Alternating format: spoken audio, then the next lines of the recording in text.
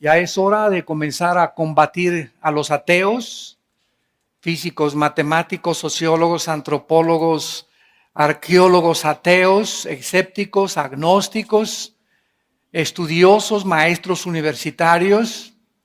Ahora el próximo mes tengo una conferencia de líderes en una universidad en Omaha, Nebraska, la pueden ver en nuestra página de internet, con puro personas de nivel universitario en Estados Unidos, maestros también, muy preparados todos, y ya podemos pararnos enfrente de cualquier plataforma como cristianos con este libro por delante. Porque este libro debate todo argumento y toda altivez que se levanta contra el conocimiento de Dios. Y el sistema de pensamiento de la Biblia hace pedazos cualquier sistema de filosofía humana. Tenemos las armas, las municiones, cargados en nuestras vidas, en nuestro corazón, para poder presentar defensa de la esperanza que hay en nuestras vidas. En este mensaje acerca de las evidencias de la existencia de Dios, vamos a comenzar a hacer algunas preguntas o interrogantes, las cuales vamos a ir contestando y vamos a ir desbaratando filosofías y argumentos en contra de la existencia de Dios. Esto es muy importante para todos ustedes por la televisión que nos ven, que están en la universidad, a sus maestros como estudiantes en la secundaria, en la primaria también, para que tengas armas y puedas contestarle a los maestros la absurda e irrazonable manera de pensar de negar a Dios. ¿Es razonable creer en Dios? O sea, partiendo del razonamiento, ¿es razonable creer en Dios o es irrazonable creer en Dios? ¿Puede probarse la existencia de Dios sin apelar a creencias religiosas o sin que alguien nos tenga que decir, es que tienes que creer en Dios porque es un dogma de fe? ¿Podemos probar la existencia de Dios sin que seamos obligados a creer en Dios? ¿Cómo podemos saber que realmente existe Dios? ¿O no hay manera de saber que Dios existe? ¿Existen evidencias para la existencia de Dios? Millones de personas actualmente viven completamente ajenas a la realidad de la existencia de Dios. O tal vez piensan que se fue Dios de vacaciones, o que solamente somos iguales a los animales y que existimos sin ningún propósito ni sentido para vivir. Este concepto popular puede proveerle a millones de seres humanos pues cierta libertad y autonomía, pero jamás les podrá librar de la vaciedad y de la falta de propósito para sus vidas. Continuamente estoy leyendo acerca de billonarios, deportistas famosos, artistas de cine, políticos, que continuamente vemos que tienen casas de 50, 75 millones de dólares. Una serie de vehículos, ¿verdad? 10, 15 vehículos de los más exóticos que te puedas imaginar. Cuando son entrevistados estos artistas, deportistas, políticos, dueños de empresas multimillonarias, confiesan el 95% de ellos, soy una persona enteramente vacía, rodeada de cantidad de cosas y de cantidad de gente, pero en mi corazón y en mi vida soy la persona más sola del mundo. Una de ellas es un mexicano muy conocido, y tal vez reconocido como el más grande millonario de México, que continuamente expresan su soledad y la vaciedad de sus vidas. Millones de personas también actualmente tienen medios para vivir, pero sin embargo no tienen significado para vivir. En Eclesiastés capítulo 6, versículo 1 y 2, el rey Salomón comenzó a examinar la vida sin Dios. Porque él apostató, el rey Salomón apostató. Y cuando el rey Salomón apostató y probó esa vida sin Dios, dijo, voy a probar mi vida ahora con placeres, a disfrutar a las mujeres que tengo, tal vez drogas también experimentó con drogas, voy a hacer esto, voy a hacer aquello. Y cuando Salomón quiso salirse del control de Dios y experimentó todo lo que aparentemente el mundo le sigue ofreciendo a todos los seres humanos, Salomón concluyó y dijo en Eclesiastés 2 del 1 al 2, le dije a mi vida, voy a probar esto, voy a probar aquello, pero a la risa le digo en lo que es y al placer, ¿de qué sirve esto? Entonces, tenemos ejemplos como el de Salomón, ¿verdad? Cantidad, como repito, actualmente en políticos, deportistas, artistas, que llegan a la misma conclusión. Actualmente tenemos también contactos aquí en México, ¿verdad? Con muchos artistas que se están convirtiendo, vedettes que se están convirtiendo, como ustedes no se imaginan. Tenemos una cantante muy famosa en México, ¿verdad? Que ya levantó una iglesia, gracias a Dios, y a su iglesia asisten cantidad de artistas y cantantes famosos, y todos llegan así. Vengo, ¿verdad? Del mundo artístico, de todo el mundo me alaba mi cuerpo precioso, vedettes con unos cuerpos increíbles, parecen Barbies, y divorciadas 2, 3 veces. Operadas 50 o 100 veces o no sé cuántas veces. Levanta la mano y se les levanta la patita también cuando se mueven muchas veces, ¿verdad? Y esto lo comprobaron en el último Miss Universo. En el último Miss Universo que hubo, el 80% de las muchachas en Miss Universo, el último que hubo, menores de 23, 24, estaban todas, el 85%, tenían más de 4, 5, 6 cirugías en su cuerpo. Que más pompis, que más pantorrillas, que más esto, que más busto, etcétera, etcétera. O sea, llegan esas mujeres que no han desarrollado sus músculos, ni sus tejidos, ni sus tendones. Y como dice el más grande de los cirujanos plásticos que vive en Miami, Florida, si una mujer se opera antes de los 40 años, arruina para siempre su cuerpo. Porque los tejidos no han sido completamente afirmados, entonces se les comienza a los 30 años a deformar, o se les hace la boca así, o se les cierran los ojos, o se les jala más, y ya no son ellas. Entonces, ¿cómo es posible, verdad, que antes de esa edad ya quieran ellas meterse cuchillo? Pero todo ¿por qué? Por la competencia que existe. Es que es bella, quiero ser más bella que ella. Y desgraciadamente, si tú te metes a una telenovela, escogen a las mujeres más bonitas y a los hombres más guapos. Y creemos que así somos todos. Y no es cierto. La mayoría tenemos cara de armadillo. Entonces, Dios, y creemos y les tenemos envidia, ¿no? Y sabes que esos galanes que tuvieron esas muchachas, tú no sabes lo que se conoce como la maldición de la belleza. El precio que se paga por ser tan bello, tan guapo, tan bonita. ¿Por qué? Porque llega el momento en que esas muchachas no se conforman con uno y viene el otro millonario y le ofrece otro y se van con el otro y con el otro. Llegan a los 30, 35 años de edad, ya le entregaron su cuerpo a más de 20 hombres. Comprobaron con todos y ninguno les pudo satisfacer porque se creen tan bonitas que necesitan lo mejor y pueden andar de uno y en otro y en otro. La maldición de la belleza. Qué padre, ¿verdad? Que te cases con alguien mejor con cara de armadillo, ¿verdad? Y que tu matrimonio dure mucho más tiempo y que te des cuenta que no, un matrimonio no puede estar basado en la belleza externa. A la luz de nuestra crisis social, en el Salmo 49, el rey David escribió estas palabras. Salmo 49, del 11 al 2. Su íntimo pensamiento, o sea, de todas estas personas que estamos hablando y que nos rodean, el íntimo pensamiento de estas personas es que sus casas serán eternas. Piensan que les va a durar todo y que lo que tienen es eterno y se aferran a los bienes materiales. Sus habitaciones para generación y generación dan sus nombres a sus tierras. Esto es increíble porque hasta las iglesias ha entrado esto. Yo conozco iglesias donde si tú das cierta cantidad de dinero, a tu banca le ponen tu nombre. Increíble. Y esa banca solo tú te puedes sentar ahí.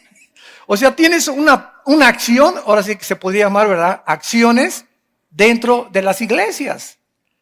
O te dicen que si mandas predicadores y mandas tal cantidad de dinero, te van a mandar grabar en tal parte o en tal pared con letras de oro tu nombre. Entonces, todo esto, ¿verdad? Viene de la mercadotecnia mundana que se está infiltrando a la iglesia cristiana y que comenzamos a darnos cuenta, ¿verdad? Que a mí qué me importa que mi nombre o no esté mi nombre. El que es glorificado en la iglesia es el Hijo de Dios, Virgen de la Macarena. Mas el hombre, dice el Salmo, no permanecerá en honra, es semejante a las bestias que perecen. Increíble. Cuando es la palabra de Dios, el Espíritu Santo no se ha equivocado. Y el Espíritu Santo compara a este tipo de personas, las compara con los animales. ¿Por qué? Aunque no son animales, porque llevamos la imagen y la semejanza de Dios, viven solamente para trabajar, para comer y para dormir. ¿Qué hace una vaca? ¿Qué hace un burro? ¿Qué hace un perro? Comen, se duermen. Las vacas, todo el día, paste, y se duermen, y se levantan, y comen, y duermen. Los animales para eso viven. Pregunta una persona, oye, ¿tú para qué trabajas? Para comer. ¿Y para qué comes? Para trabajar.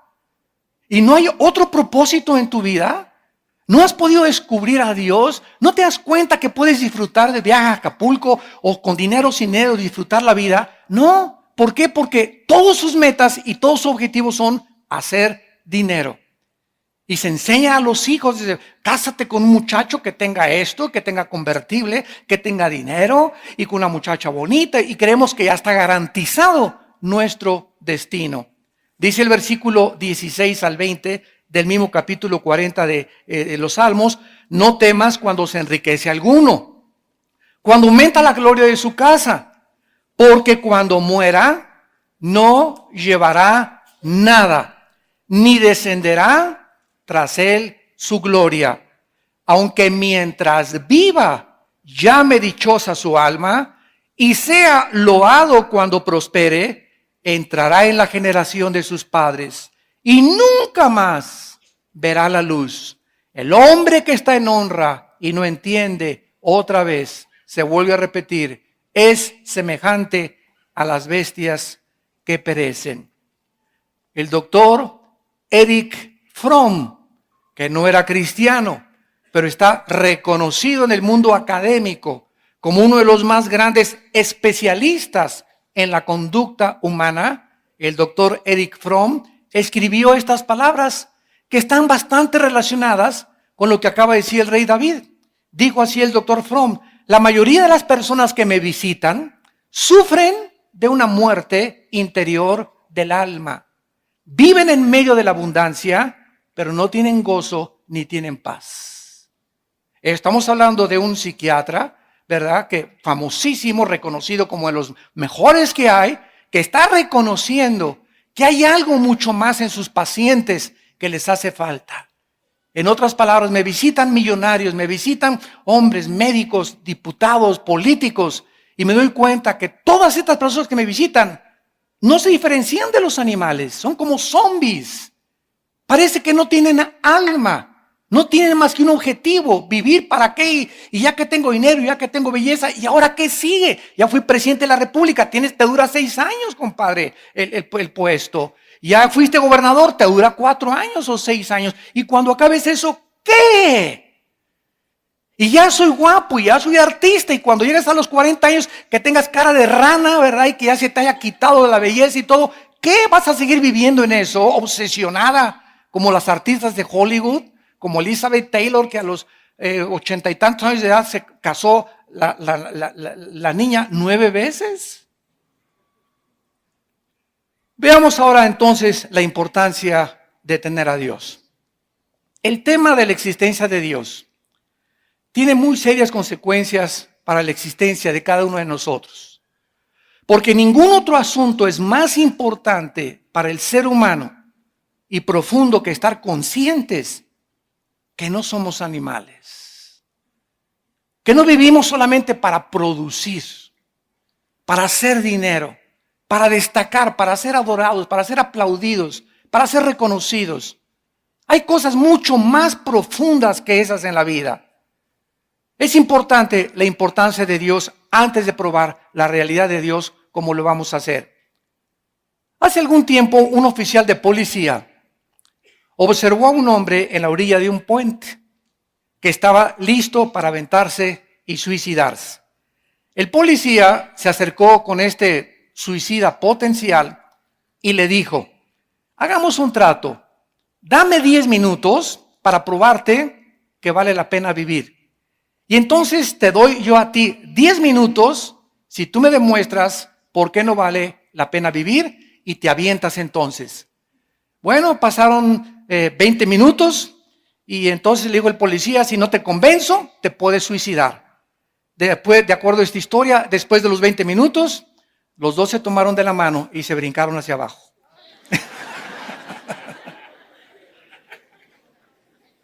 Esta historia nos hace preguntarnos, ¿vale la pena vivir?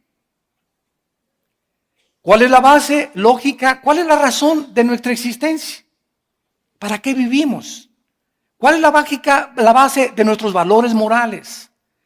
¿Cuál es la base de todas las cosas morales y racionales? ¿Cuál es la base de nuestra dignidad y de nuestra personalidad? Un gran hombre también literato, William Shakespeare, inglés, escribió Hamlet y otras obras. Yo me recuerdo cuando era joven que también estuve mucho tiempo en el drama y me encantaba la actuación. En una obra de teatro en la escuela me dieron el papel de Hamlet. Morir, vivir, dormir, no más. He aquí el problema, que es más levantado para el espíritu sufrir los golpes y los dardos de la insultante fortuna, o levantar las armas contra un piélago de calamidades y haciéndole frente a acabar con ellas. No se me olvidan todavía todas esas frases de la obra de Hamlet que tenía yo que repetir. Y es lo que dice Hamlet, morir, dormir, no más. O sea, ¿no te gusta vivir? Mátate. Así dijo Hamlet, es morir o dormir. ¿Estás vivo? Sí. ¿Sabes una cosa? Forja tu carácter, porque si estás vivo, vas a sufrir. El mundo es para aquellos que arrebatan el reino de Dios. Y si comienzas, y me traicionó, y me puso los cuernos, y me divorcié, y ya nadie me quiere, y a la víctima, y me pasó esto porque hizo estas cosas, y como cuando comenzamos a hundirnos en una autolástima, y en victimizarnos y creer que mi mamá y no me comprende y mi novio y mi novia, y cuando no somos lo suficientemente maduros para saber que en este mundo en el que vivimos es un valle de sombras, de valles y de muerte, de tragedias, de violencias naturales, de problemas morales. Todos vamos a ser traicionados alguna vez. Todos vamos a ser perseguidos, todos vamos a ser odiados, todos vamos a recibir calumnias, todos estamos en un mundo de pecado controlado por Satanás. Ahora, para enfrentar este mundo tan cruel en el que vivimos, se necesita que fortalezcamos interiormente nuestra vida interior. Y esta es la razón por la cual cuando cayó la bolsa de valores hace algunos años en Nueva York, el 60% de los billonarios se suicidaron. ¿Por qué? Porque al enfrentar el mundo y al enfrentar la bancarrota y la pérdida y el divorcio, se matan o matan a los demás. O me engañaste, te mato a ti y a mis hijos. ¿Por qué? Porque eres para mí nada más. Y no creemos, ¿verdad?, que si te ponen los cuernos tiene una mejor mujer para ti, Dios. ¿Para qué la matas? Déjala que siga viviendo, que se vaya con el gavilán pollero o con el que se fue. Pero se necesita, ¿qué cosa? Carácter para poder enfrentar la vida. ¿Y saben algo? Que cuando venimos a Cristo, esto es lo que el Espíritu Santo está tratando de formar en todos los soldados que pertenecemos al ejército de Cristo. Carácter. Nos está Dios blindando para aguantar misiles Tomahawk. Ya no balitas 22 ni 25. Los misiles que nos avienta el maligno y los problemas que enfrentamos en el matrimonio y en los divorcios y en la persecución y en el gobierno y en las malas entendidos, etcétera, etcétera. Tenemos que seguir de pie y acabar con gozo, no amargados. Porque el que se amarga en esta vida no entra a la tierra de Canaán. Escúchame muy bien, el veneno más grande que te impedirá acercarte a Dios y recibir su gracia es la amargura. Amárgate contra alguien o contra algo y es el veneno más grande que tu alma pueda tener. Entonces, si no hay Dios, ¿verdad? Somos como animales y es como si estuviéramos en una librería mirando los libros, pero sin tener la capacidad de leerlos. En otras palabras, vivir sin entender por qué vivimos. Como animales en una librería, viendo miles de libros y sin poder entender ningún libro. Vivir en la vida sin entender por qué estamos aquí. Porque existe el sol, el diseño maravilloso, la belleza, porque existe el sufrimiento, porque Dios permitió la maldad. Todo tiene respuestas en la Biblia. Y necesitamos esas respuestas para poder seguir viviendo y seguir ayudando a millones de personas como tú y como yo, antes de Cristo, que necesitan el mensaje de la gracia de Dios.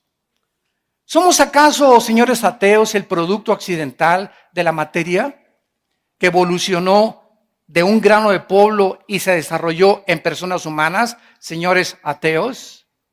¿Acaso si realmente existe una creación accidental, como dice y sostiene la teoría de la relatividad y la teoría de la evolución de Carlos Darwin, de Friedrich Nietzsche, de Sigmund Freud, de Jean-Paul Sartre, de Bertrand Russell y de todos estos hombres ateos que han tratado de escribir que somos el resultado de un accidente?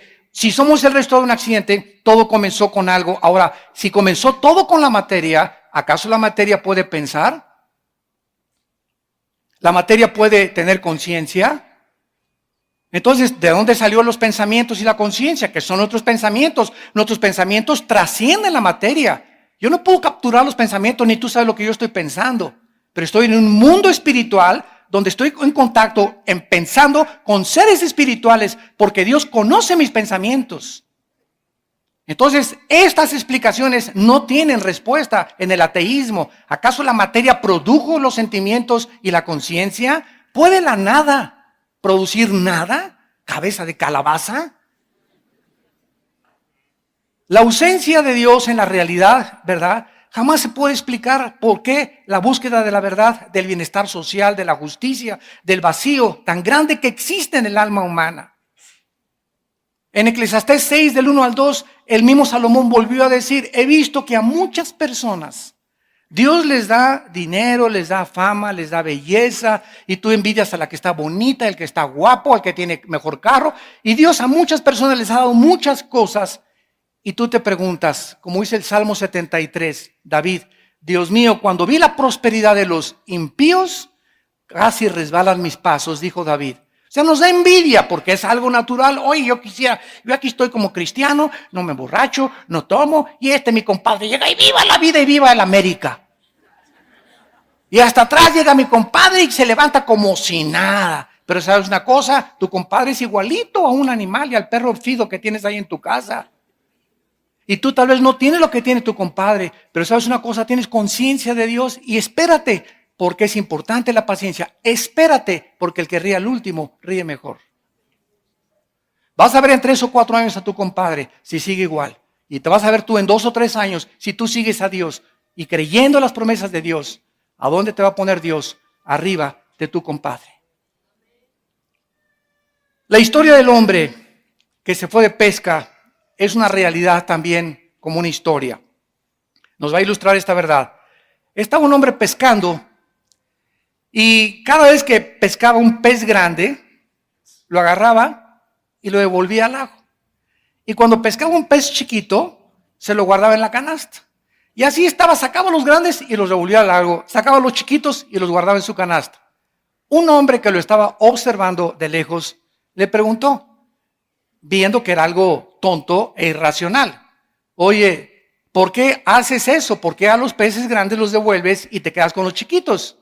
Y el pescador le contestó y le dijo: es que en mi casa tengo un sartén de este tamaño y nada más caben los chiquitos. Y de la misma manera, ¿verdad? Existen millones de personas que no aceptan la existencia de Dios por el tamaño de sartén que tienen en su mente. ¿Cómo los pensamientos de Dios son tan grandes, más altos que los nuestros, y sus caminos más grandes que los nuestros? No aceptan la realidad de que puede haber algo superior a la mente y al sartén que tienen de mente y de cabeza en su casa. No aceptan esta realidad. La idea de Dios no les cabe en sus pensamientos. La verdad es que hay realidades, señores ateos, mucho más grandes de la mente finita que tenemos, y al rechazarlas nos parecemos a ese tonto y necio pescador. Lo rechazo porque no cabe Dios en mis pensamientos. En la primera carta a los Corintios, el apóstol Pablo, capítulo 2, nos dice estas palabras hace 2000 años. 1 Corintios 2, versículo 11. Porque ¿quién de los hombres sabe las cosas del hombre, sino el espíritu del hombre que está en él? Así tampoco nadie conoció las cosas de Dios, sino ¿quién? Sócrates, Platón, Darwin, Nietzsche, Hitler. La Biblia dice que nadie conoce la mente de Dios. Y el único que conoce la mente de Dios, el único que conoce la mente del gran maestro de maestros, creador y diseñador de los cielos y de la tierra, es el Espíritu Santo. Bueno, si solamente hay alguien que conoce la mente de Dios, que es el Espíritu Santo, te necesito, ven a mi vida, porque si no tengo al Espíritu Santo, ¿qué cosa? Nadie puede conocer a Dios. Y esta es la promesa que Dios nos hace. Recibirán el Espíritu Santo cuando reciban a Jesucristo como Señor y Salvador. Y cuando un cristiano reconoce sus pecados y reconoce a Jesucristo como su Salvador, recibimos al Espíritu Santo. Y es el Espíritu Santo, no mi racionalidad ni mi capacidad. Yo puedo tener doctorado en ciencias políticas y ser filósofo, y como William Shakespeare, un gran literato, y un gran político, y un gran físico matemático, etcétera, etcétera. Sin embargo, mis capacidades mentales e intelectuales son pequeñas. Es como un cerebro de un caracol comparado con el cerebro humano. Es incapaz e imposible que el ser humano, por sus facultades naturales, entienda a Dios. Es Dios el que tiene que entrar a nuestras vidas para que nosotros comencemos a entenderlo. ¿Y cuál es el libro que el Espíritu Santo usa para poder comenzar a guiarnos a conocer a Dios? La Biblia. No hay otro. No es el Código Da Vinci. No es el Evangelio de San Judas Tadeo, no son los libros que encontraron por allá escondidos, no es los libros de José Benítez, El caballo de Troya, no es a esas cosas. No esperes conocer a Dios en los autores de libros del mundo, porque ellos hablan barbaridad y medias. Les llamamos diarreas mentales, yo les llamo marihuanadas. Profesando ser sabios, se creen necios. Y comienzas a leer esto al filtro de la Biblia y te espantas de la realidad. Dice el mismo capítulo de 1 Corintios 2 que solo el Espíritu Santo conoce las cosas de Dios. Entonces dice el versículo 12, y nosotros hemos recibido al Espíritu del mundo, no lo hemos recibido, sino el Espíritu de Dios, para que sepamos lo que Dios nos ha concedido. En otras palabras, aquí todos ustedes que nos ven y que nos oyen a través de la televisión y del radio y del internet, etcétera, etcétera, todos los que están atentos a esta conferencia están conscientes de una realidad. Solamente en tu vida hay una o dos partes del Espíritu. O tienes el Espíritu del mundo, por eso actúas como el mundo, por eso le crees a los autores del mundo, por eso sigues las cosas del mundo, o tienes al Espíritu de Dios. Y si tienes al Espíritu de Dios, tu vida se encuentra en una transformación. Y cada vez estás comprendiendo más a Dios y entendiendo más sus pensamientos. Cada vez hay más amor en ti, cada vez hay más paz, cada vez hay más gozo. Cada vez comienzas a producir como un árbol fruto, porque el Espíritu de Dios radica, mora dentro de ti. Y dice el versículo 13, lo cual hablamos no con palabras enseñadas por sabiduría humana. Cuando alguien llega y me dice, hermano Alducin, usted es un hombre sabio, ¿verdad? Y cualquiera podría decir, pues que no te habías dado cuenta desde antes. Pero cuando ya tenemos al Espíritu de Dios y crecemos conociendo a Dios, cada vez somos más chiquitos. ¿Saben qué? Porque mientras más cerca caminamos de Dios, más conscientes estamos de nuestras incapacidades.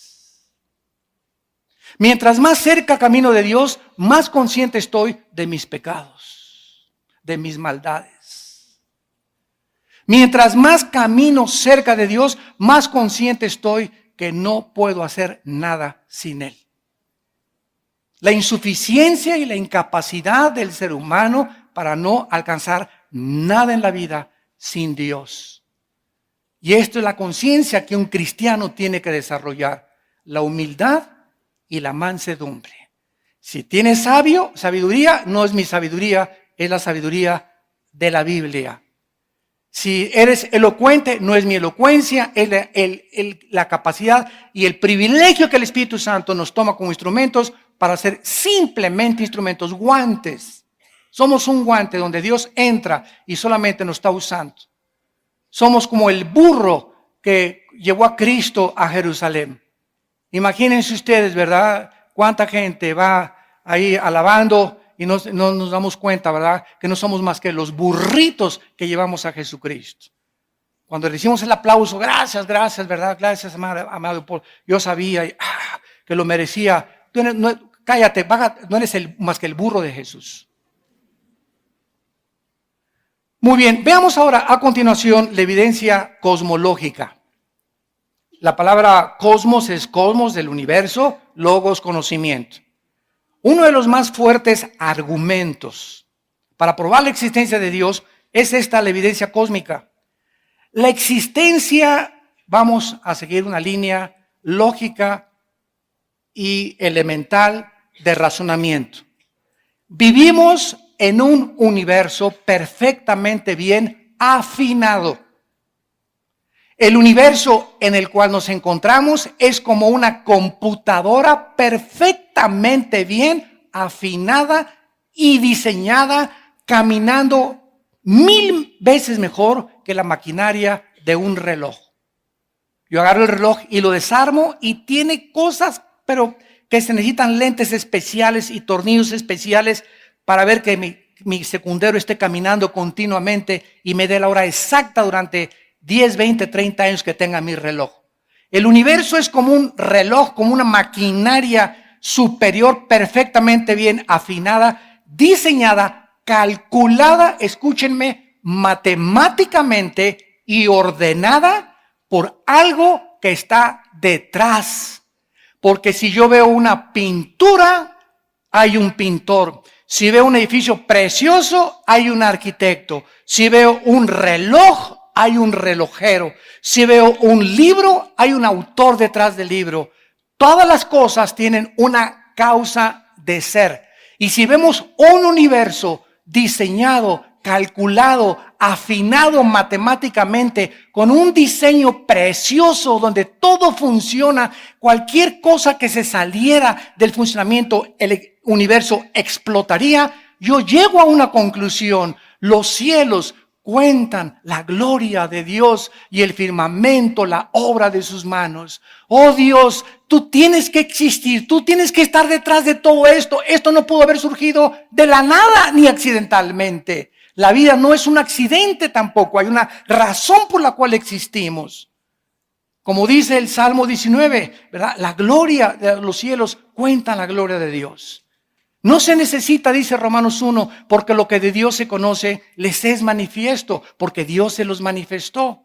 Y está hablando de los paganos que no tienen la Biblia, porque las cosas invisibles de Él, su eterno poder y deidad, se hacen claramente, lo que es invisible se hace visible a través de las cosas hechas, de manera que ni los aucas, ni los aztecas, ni los chichimecas, ni ninguna tribu, ni ningún pagano, ni budista, ni nadie tiene excusa para decir el universo se hizo solo.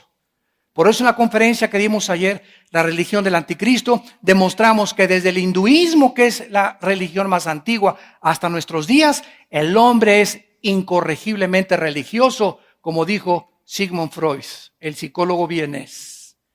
El hombre es incorregiblemente religioso. Siempre a través de todas las civilizaciones y de los años, el ser humano ha tratado de adorar algo, sentir algo, y los que no van a las pirámides de Teotihuacán.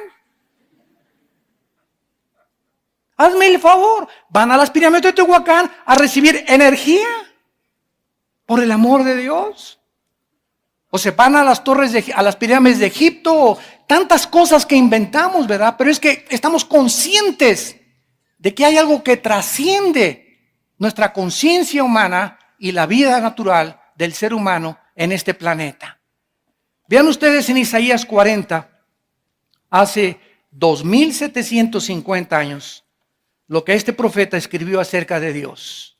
Isaías 40, versículos del 12 al 14. ¿Quién midió las aguas con el hueco de su mano?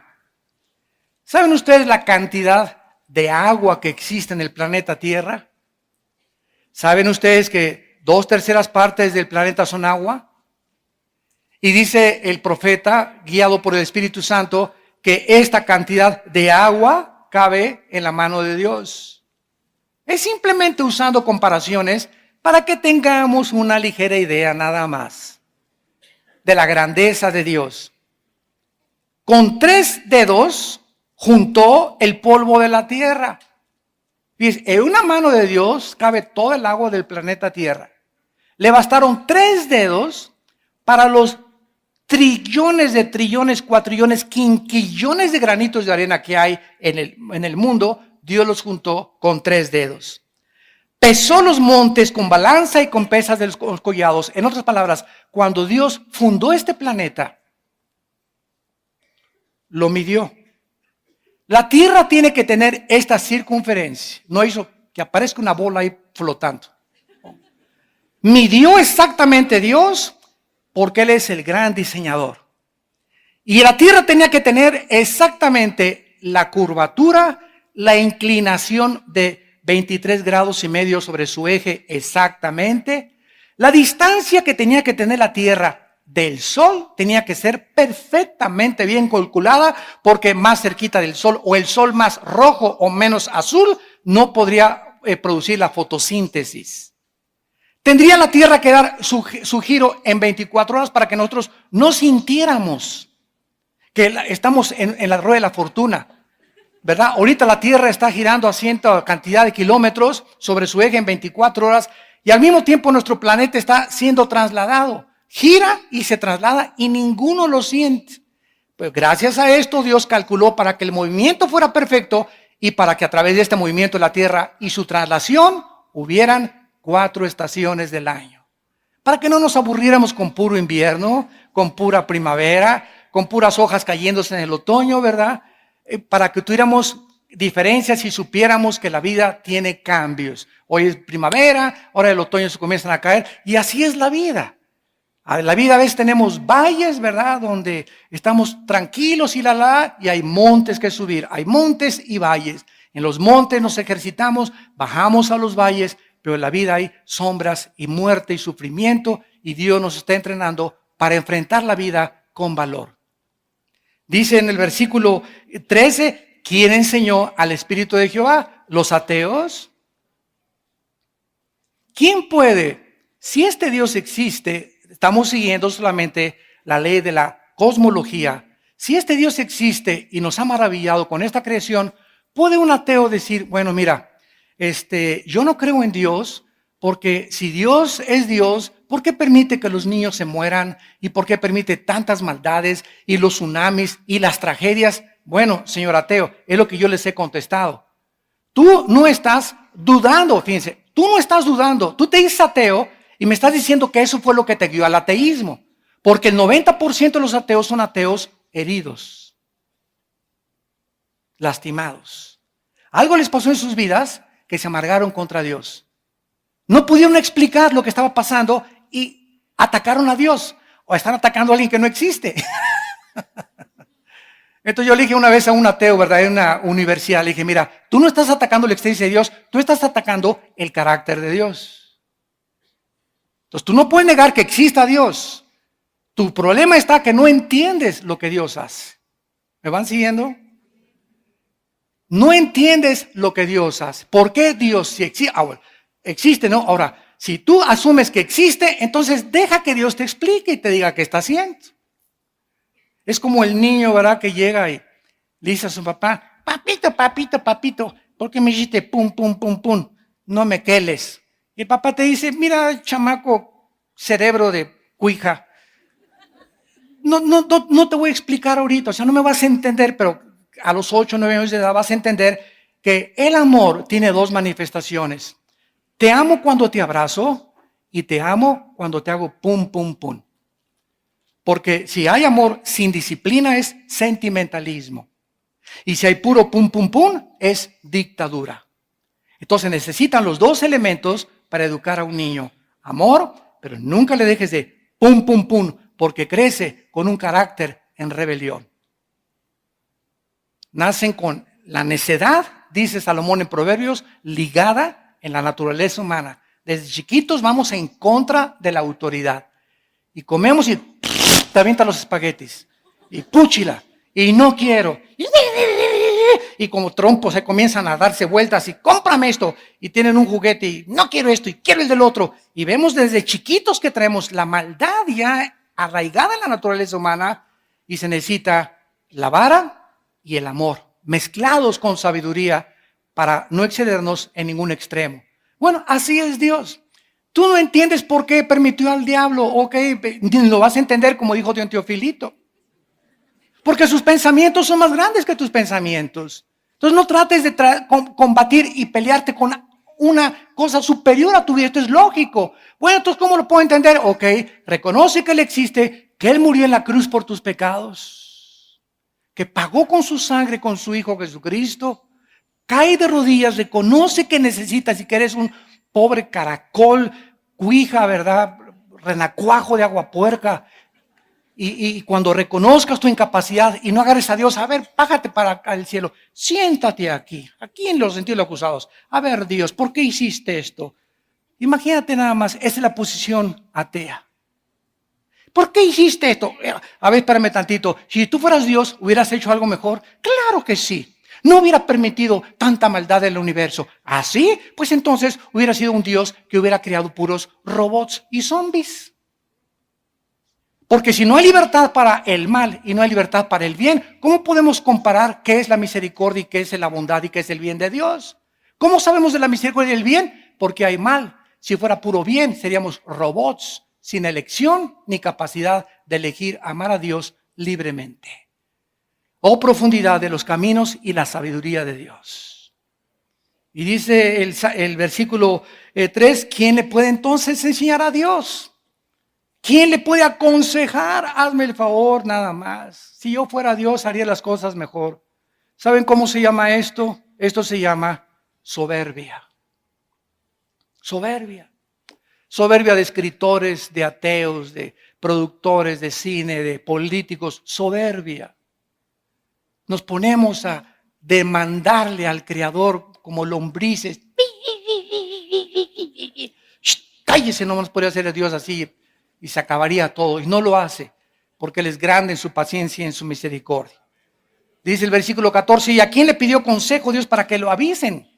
¿Quién le enseñó el camino del juicio? O sea, ¿quién le puede decir que lo que juzga está mal? ¿Quién le puede enseñar la ciencia a Dios o el conocimiento?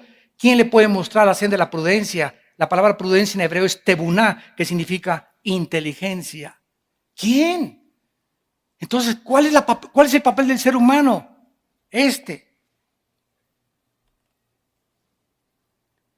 El Señor da y el Señor quitó, sea su nombre bendito. Dios, enséñame, me arrepiento hasta el polvo y enséñame tú el camino. Yo no soy nada ni nadie sin ti. Vengo a seguirte y a obedecer tu santa voluntad. Ese es nuestro papel como seres humanos. No somos dioses. Y cuando tú hagas esto, no te imaginas las bendiciones que Dios derramará sobre tu vida. En esta evidencia cosmológica, ¿verdad?, que podríamos extendernos un poco más, encontramos pues también una frase del gran filósofo Jean-Paul Voltaire. Voltaire dijo, si Dios no existiera, ante ver la cosmología del universo, sería necesario inventar a un Dios. Fue lo que dijo Jean-Paul Voltaire. Si Dios no existe, hay que inventarlo, porque esto no puede haber salido de un accidente. Entonces, todo este peso de la evidencia cosmológica también se confirmó por los científicos. ¿De qué manera científicamente se demostró la existencia de Dios? Por la segunda ley de la termodinámica. ¿Qué dice esta ley? Que todo absolutamente en el universo está sufriendo un desgaste natural de la energía, lo cual se conoce como la ley de la entropía. Todo se echa a perder. Nuestro cuerpo está envejeciendo todos los días, muriéndose celularmente. Los edificios tenemos que cambiar la pintura, el agua se echa a perder, todo se oxida, el refrigerador nos muestra que la ley de la evolución no existe. En lugar de que estemos evolucionando, está retrocediendo. El universo está consumiéndose. El sol está perdiendo millones de toneladas más a cada segundo. El universo no ha existido eternamente. Es como un reloj que se le dio cuerda y se le está acabando la cuerda. Y los científicos lo reconocen. Sin la ley de la entropía o de la segunda ley de la termodinámica, no existiría ninguna ciencia. Absolutamente ninguna, porque todas se basan en la primera y la segunda ley de la termodinámica. Antes de que estas leyes fueran descubiertas, la Biblia en el libro de los Hebreos, capítulo 1, ya hace 2000 años, decía estas palabras. Hebreos capítulo 1, versículo 10. Tú, oh Señor, en el principio fundaste la tierra y los cielos son obra de tus manos. Fíjense lo que dice el libro de Hebreos. Ellos perecerán, o sea, en la Biblia está escrito, antes de que se descubriera la segunda ley de la termodinámica y la ley de la entropía, que el universo estaba desgastándose. Y hace 2000 años no había telescopios, calculadoras, ni las computadoras que tenemos actualmente. Pero el autor Hebreos ya está escribiendo y está profetizando que el universo va a perecer, va a llegar a un fin, mas tú permaneces. Ellos perecerán, mas tú permaneces, y ellos se envejecerán como una vestidura. Como un vestido los envolverás y serán mudados, pero tú eres el mismo y tus años no acaban. Esto contesta la famosa pregunta de los niños: ¿quién creó a Dios? ¿No te han preguntado eso a alguno de tus sobrinos, nietos o tataranietos? ¿Quién creó a Dios? Bueno, esto es muy importante, ¿verdad? Si el universo tuvo un principio, tiene una causa, ¿correcto? Síganme con mucho cuidado. El universo tuvo un principio, el universo tiene una causa. Notemos algo, que todo lo que tiene una causa, ¿verdad? Tiene un principio. Pero notemos que no dijimos que todo tiene una causa. Dios, para contestar esta pregunta a los niños, mijito, Dios no tiene una causa, porque Él ha existido no desde el principio. Dios no tiene principio, solamente lo que tiene principio tiene una causa.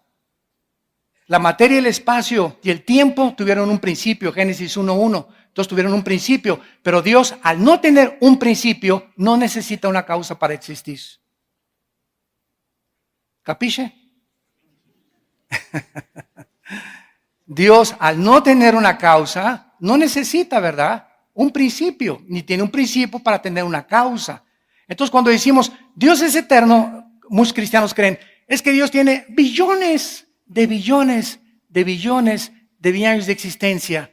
O sea, metemos a Dios a nuestras 4 dimensiones en que vivimos y creemos que Él está viviendo nuestras 4 dimensiones, pero nuestras 4 dimensiones tuvieron un principio. Cuando Génesis 1:1 dice, hubo un principio en el cielo y la tierra, significa que cuando Génesis 1:1 comenzó la materia, el espacio y el tiempo. Y esto lo comprobó Alberto Einstein, que la materia, el tiempo y el espacio fueron juntos y creados al mismo tiempo los tres. Entonces, Dios es eterno, no significa que ha vivido millones de años, significa que Él vive en otra dimensión que no es la nuestra.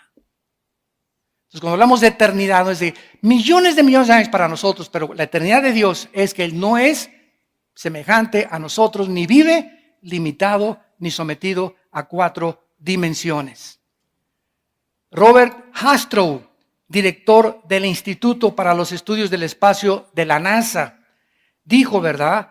El tiempo, la materia y el espacio establecidos por la teoría de la relatividad E igual a mc al cuadrado, la energía igual a la masa por la velocidad al cuadrado de la luz o del tiempo, es íntimamente ligado, y si estas cosas fueron ligadas por Dios, Dios está completamente fuera de la dimensión espacio-tiempo en el que estamos viviendo. Y finalmente encontramos nosotros la evidencia teleológica, que es el estudio de la finalidad. ¿Saben ustedes cuál es una de las más grandes mentes científicas para que se la restriegues hacia tu maestro ateo en la escuela? Isaac Newton. Una de las mentes científicas más grandes. Nació en 1642, murió en 1727. Isaac Newton escribió en su libro La filosofía de Newton de la naturaleza. Métete al Google y la puedes localizar. La filosofía de Newton de la naturaleza. Newton escribió: cuando veo la distancia perfecta del Sol a la Tierra, no puedo creer que haya sucedido por accidente. Este universo es maravilloso y solo pudo provenir de un ser inteligente que gobierna y ordena todas las cosas como Señor de todos y de todo, mi Señor Jesucristo. Newton era cristiano y escribió comentarios del libro de Apocalipsis.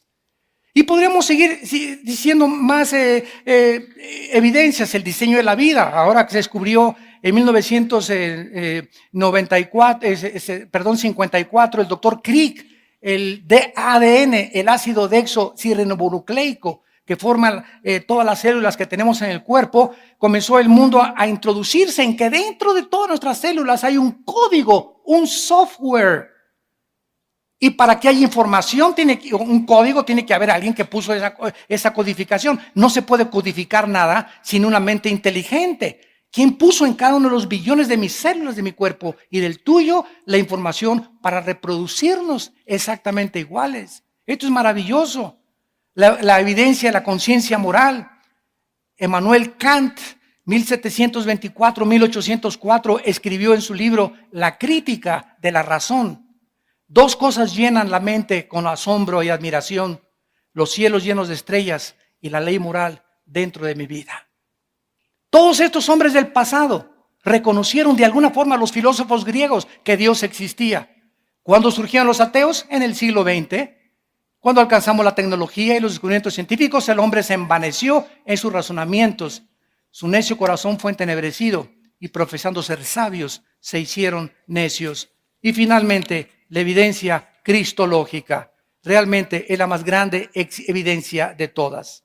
Esta evidencia no puede ser descartada tan fácilmente. El gran filósofo francés Jean-Jacques Rousseau dijo en 1735 de ninguna manera Rousseau simpatizaba con el cristianismo. Escribió: si la muerte de Sócrates fue la de un filósofo, la vida y muerte de Jesucristo fueron la de un Dios. En su libro The Miracle of Unbelief, el milagro de la incredulidad.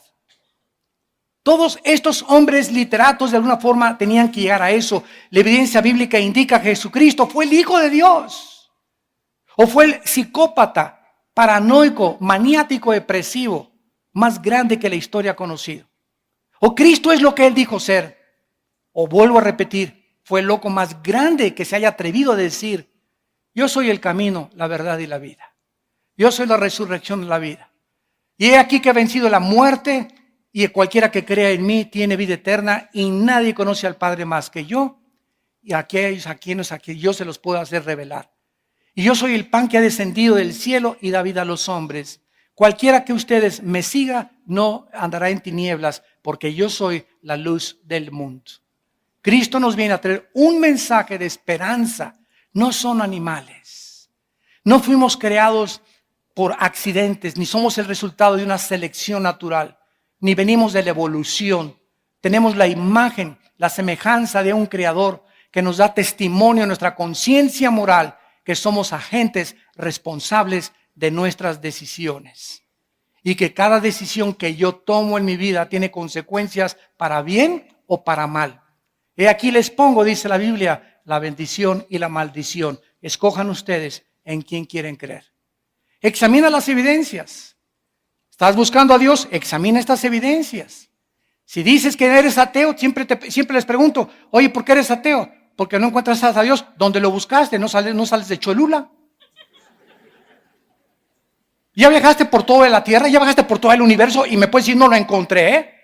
Como dijo Yuri Gagarin, el astronauta ruso, para terminar: fui al espacio y no encontré a Dios. Y le contestó un astronauta cristiano americano: si tú hubieras salido de la nave, lo hubieras encontrado. Padre, te damos gracias por tu palabra.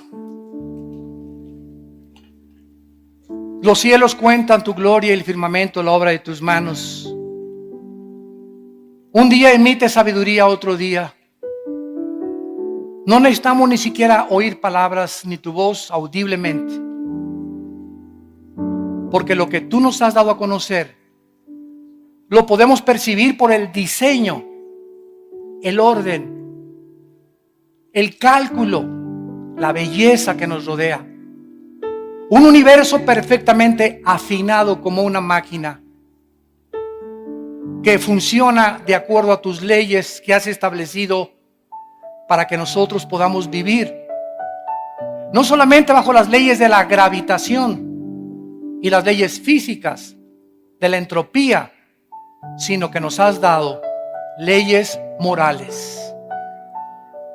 Los 10 mandamientos, para que sepamos que no somos dioses y que debemos seguir, Señor, tus leyes morales, si queremos que nos vaya bien, si queremos descubrir la paz y la llenura de tu Espíritu Santo, si queremos vivir con esperanza y con seguridad, porque separados de tu Hijo, nunca nada podremos hacer.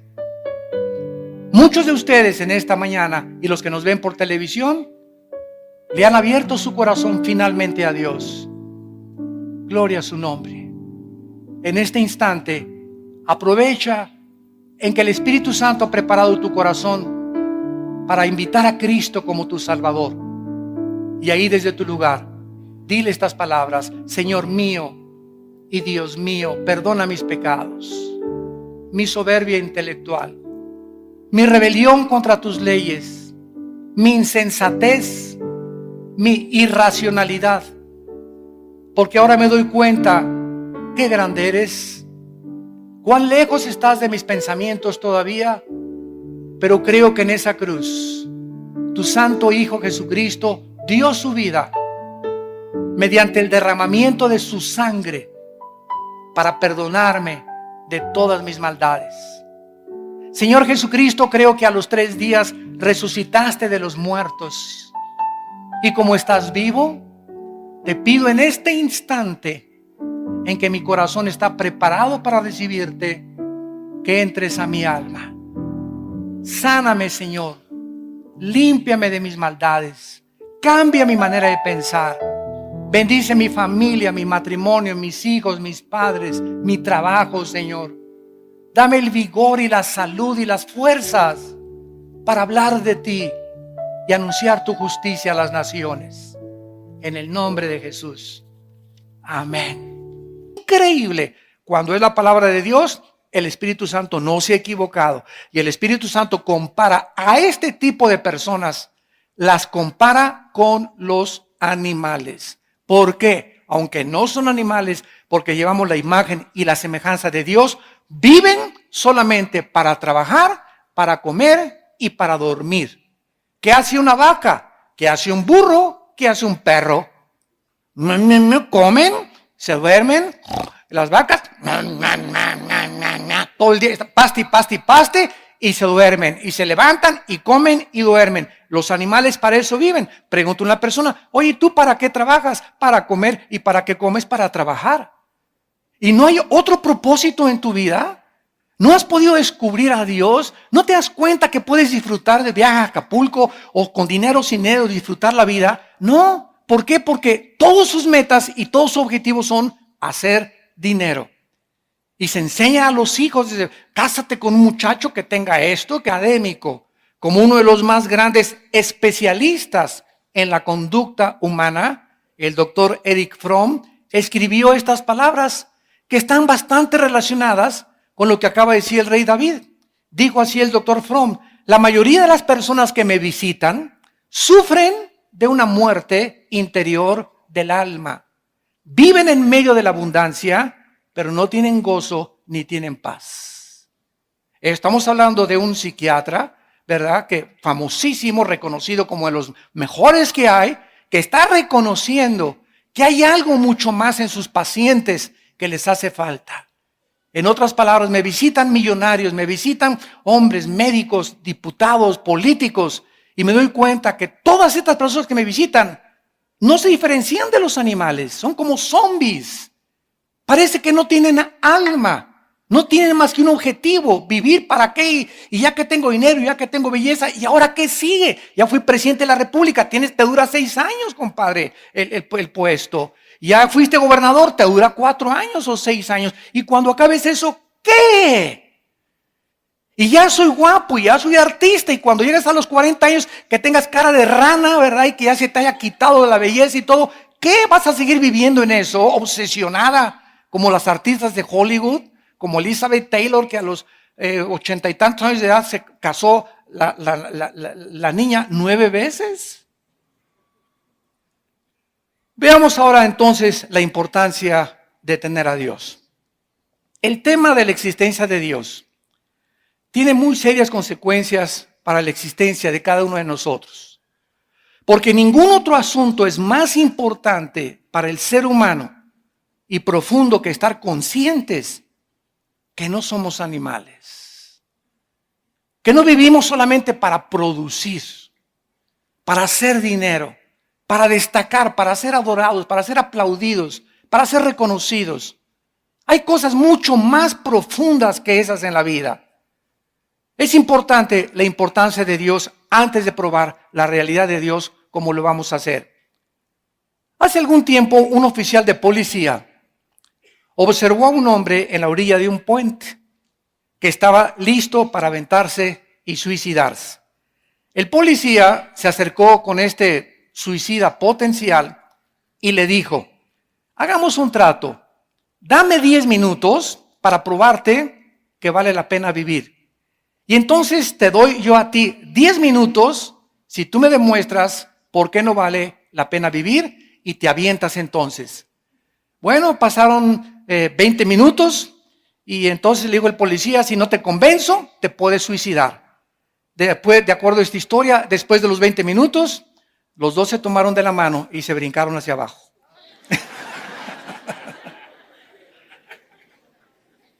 Esta historia nos hace preguntarnos: ¿vale la pena vivir?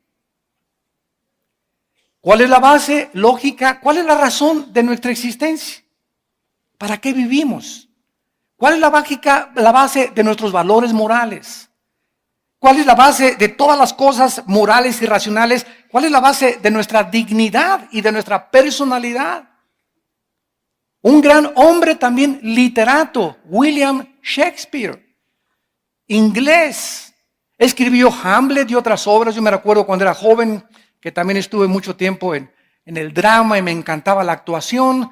En una obra de teatro en la escuela me dieron el papel de Hamlet: morir, vivir, dormir, no más. He aquí el problema, que es más levantado para el espíritu sufrir los golpes y los dardos de la insultante fortuna, o levantar las armas contra un piélago de calamidades y haciéndole frente a acabar con ellas. No se me olvidan todavía todas esas frases de la obra de Hamlet que tenía yo que repetir.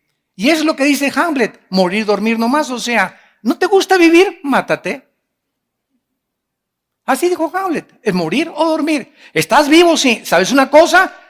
Forja tu carácter, porque si estás vivo, vas a sufrir. El mundo es para aquellos que arrebatan el reino de Dios.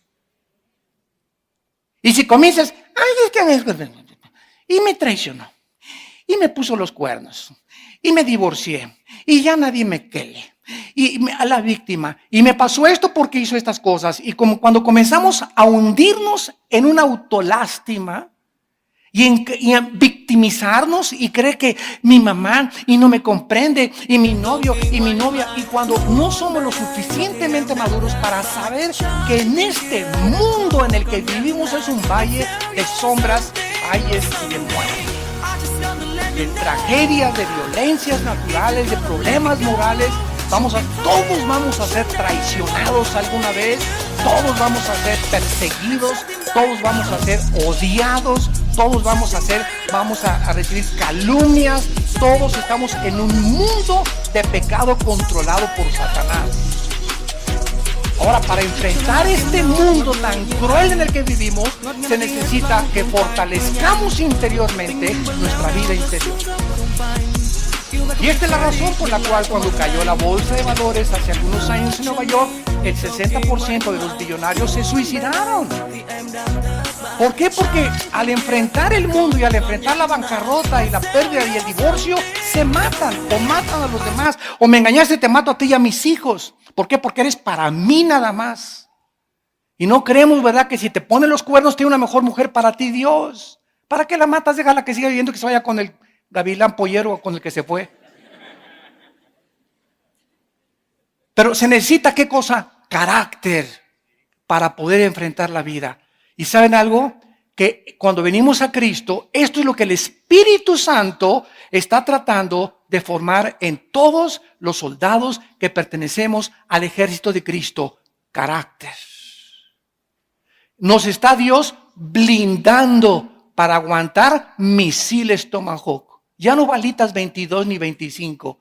Los misiles que nos avienta el maligno y los problemas que enfrentamos en el matrimonio y en los divorcios y en la persecución y en el gobierno y en las malas entendidos, etcétera, etcétera. Tenemos que seguir de pie y acabar con gozo, no amargados.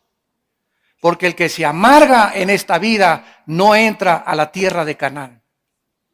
Escúchame muy bien, el veneno más grande que te impedirá acercarte a Dios y recibir su gracia es la amargura.